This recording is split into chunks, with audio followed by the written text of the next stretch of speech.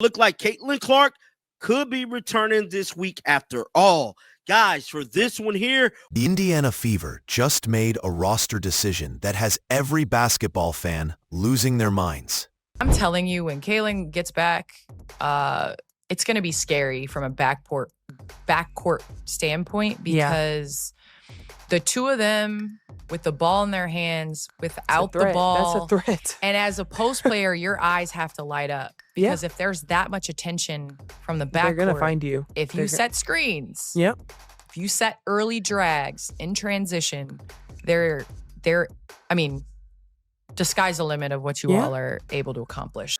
While most people were focused on playoff races and MVP debates, Indiana quietly released a player that nobody saw coming. But here's the thing. This wasn't just any random roster move. This was a calculated decision that points to something massive happening behind the scenes. And if you've been following the Caitlin Clark situation, you already know where this is heading. The Fever don't make moves like this unless they're preparing for something big. Something that could completely change the landscape of the WNBA for the rest of the season. Today, August 18th, 2025, according to the WNBA transactions page, the Indiana Fever released Kyra Lambert. So if that is indeed the end of Kyra Lambert's Indiana Fever tenure, it did not last very long. It was just last week we were figuring out who Kyra Lambert was and what her signing meant for the team. Kyra Lambert joined the Indiana Fever on August 14th on a 7-day hardship contract. Most fans had never heard her name before, and honestly, that makes perfect sense. Lambert spent her entire professional career playing overseas, never touching American soil as a pro until the Fever called. But here's where it gets interesting. Her WNBA debut was essentially non-existent. 1 minute of playing time across 2 games. That's not a rotation player. That's barely even a practice body. So when Indiana suddenly released her after just 5 days, it raised some serious questions. You don't cut someone that quickly unless you're clearing space for something much bigger. So the Indiana Fever waived Kyra Maxwell, and she didn't even get a thank you post. She didn't even get a thank you post from the Indiana Fever. They didn't even get a thank you, Kyra Maxwell. She didn't get a thank you post. But a lot of people are celebrating this because they think that Caitlin Clark's coming back. Think about this for a second. The Fever could have made this move weeks ago when Lambert wasn't contributing anything meaningful.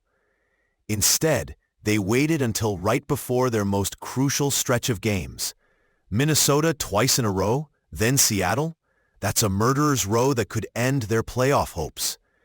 Why would you release depth right before facing the best team in the league? Unless you're about to get your franchise player back, the timing isn't coincidental. It's strategic. Indiana knows exactly what they're doing. And Lambert was just keeping the seat warm until the real star was ready to reclaim her spot. I've been referring to. I know Rudy from Coming Out the Podcast. Shout out to Rudy. Rudy did a whole entire video breaking down what Holly Rose said. Is Caitlin Clark coming back within the next week or so?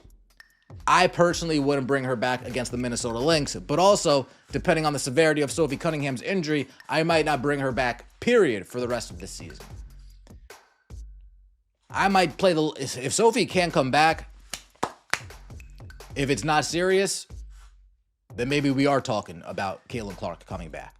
I did say when she went down and this period of time started to get longer and longer and longer and longer, by the time she's cleared, if we're in a playoff spot. Let's talk about what really happened to Caitlin Clark.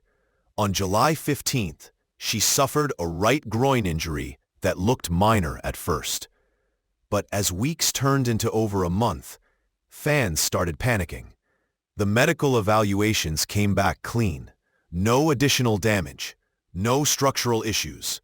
Yet she still hasn't returned to full team practices.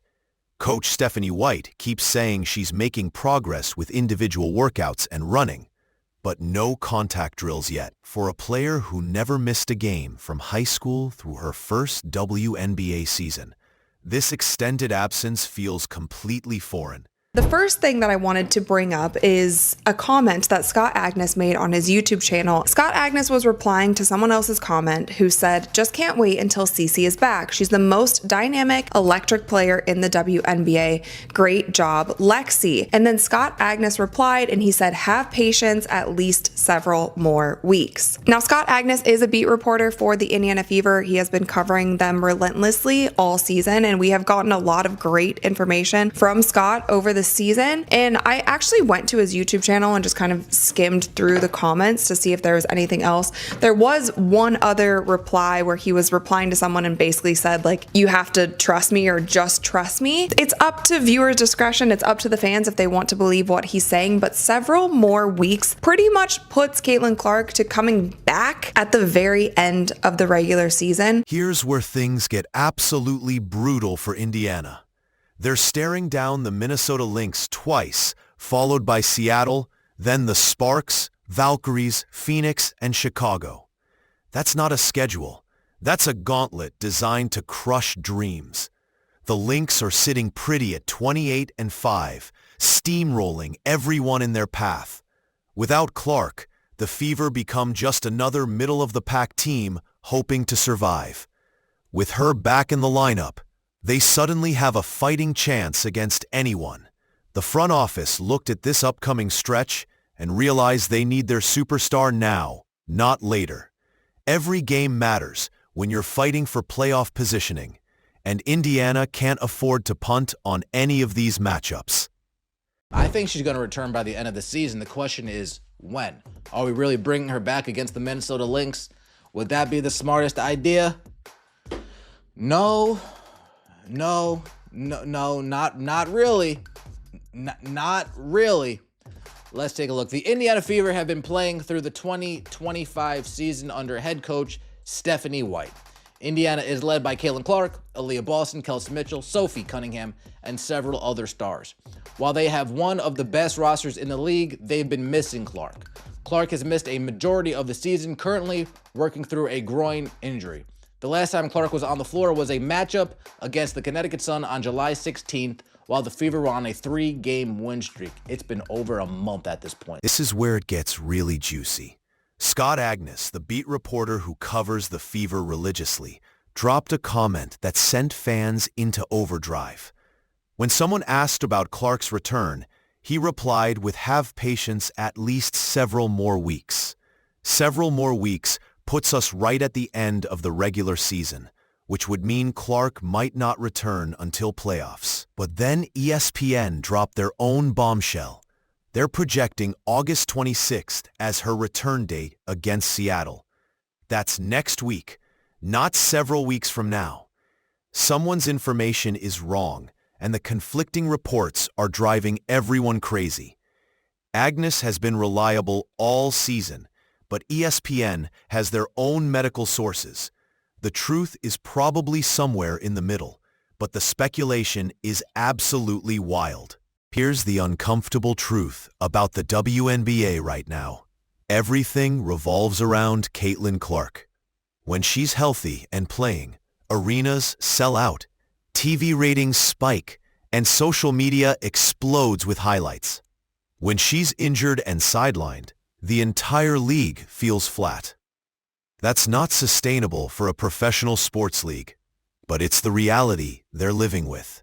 Indiana without Clark is Netflix without content.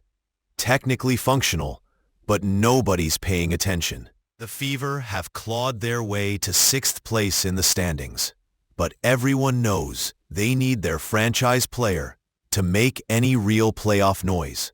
This isn't just about basketball anymore. It's about entertainment value and mainstream attention. Clark draws eyeballs like no other player in women's basketball, and the WNBA desperately needs those eyeballs. Mark my words, when Caitlin Clark finally steps back on that court, it's going to be absolute chaos. ESPN will have every camera angle covered, highlights will dominate social media, and ticket prices will skyrocket. The opposing teams are already adjusting their defensive schemes, just in case she comes back earlier than expected. double teams, box and one defenses, physical play. Everyone knows what's coming when she returns. But here's what makes it even crazier. Clark has been watching film and staying mentally sharp throughout this injury. She's not just coming back rusty, she's coming back angry and motivated. A healthy, motivated Caitlin Clark with something to prove is the most dangerous player in the WNBA right now. And when she walks back into that spotlight, the entire basketball world will be watching. The Kyra Lambert release wasn't just a roster move. It was the first domino falling in Clark's highly anticipated return to greatness.